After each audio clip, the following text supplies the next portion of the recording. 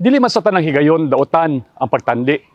Ilabi na ako ng pagtandi, naghatag og kadasig aron ang tao maningkamot ug aron ang tao makahimo og pagtimbang-timbang sa iyang kaugalingon. Pero kung ang pagtandi nagbira sa tao sa iyang kumpiyansa sa kaugalingon, nagbalda kaniya sa pag-focus sa iyang kusog, nahimong kahigayunan sa pagpanghilabot, hinungdan sa panagbangi, kaulay pagtubo, o kung ang pagkumpara, nahimong hinungdan nganong ikaw nabuta sa imong mga talagsaon nga gasa ug misyon, kana dili kana maayo.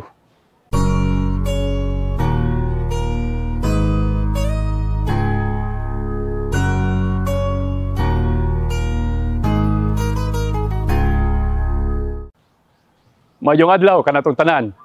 Ako si Padre Jonel Fuentes ug aniya nausab kita karon sa inadlaw-adlaw nga palandong, ang pamalandong sa pulong.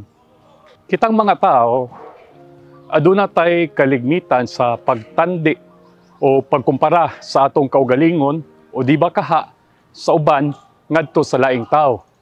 Usahay mo ingon ta, mas nindot lagi iyag himo kumpara sa imo. Mas taas lagi siyag naabot kumpara nimo. Mas gwapo lagi ka kumpara niya. Mas buutan lagi ka kaysa sa imong igsuon. Usay mangutana ta, nganong mas daghan sila nabuhat o nya ikaw wala? These and those. Dili man sa tanang higayon daotan ang pagtandi.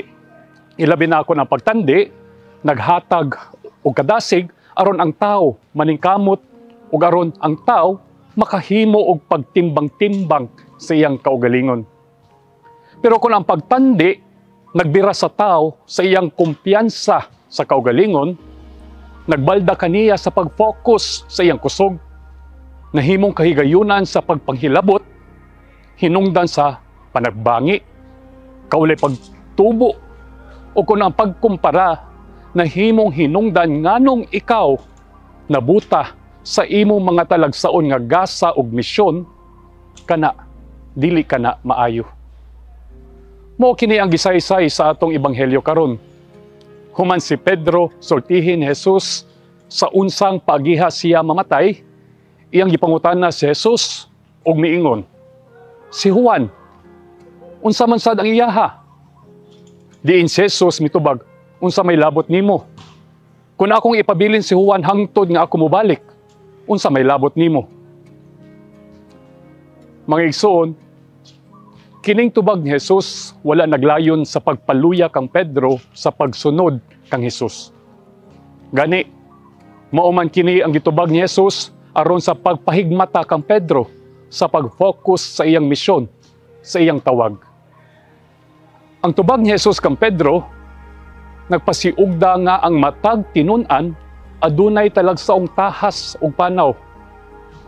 Gipahinumduman si Pedro sa pag-focus sa iyang kaugalingong calling or tawag, kaysa itandi kini ngadto sa uban. Kini nagpasiugda sa personal nga kinaiya sa pagkadisipulo ug sa kamahinungdanon sa pagkamaunungon sa bukasyon sa usa ka tawo. Mga igsoon, hunahunaa ang inyuhang personal nga bukasyon ug misyon. Hunahunaa kung sa unsang paagi ang Dios nagtawag kaninyo sa pag-alagad sa inyong talagsaon nga konteksto o paningkamot sa pagtuman sa inyong mga responsibilidad uban sa pagkamatinud-anon kaysa magsitag tandi o magsigig tandi sa imong dalan ngadto sa uban. Likayi ang mga makabalda nga moabot gikan sa pagtandi sa imong kinabuhi ngadto sa uban. Og isentro ang pagtagad sa pagtubo sa imong relasyon uban Jesus o pagsunod sa iyang mga pagtulunan.